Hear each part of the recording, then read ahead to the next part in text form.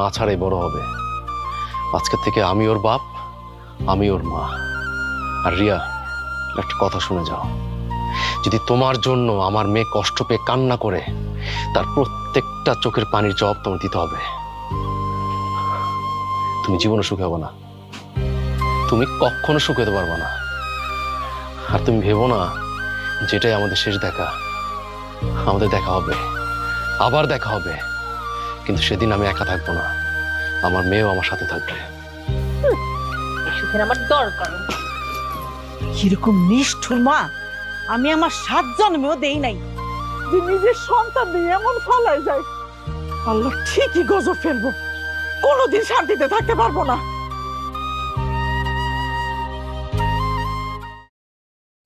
May I come in?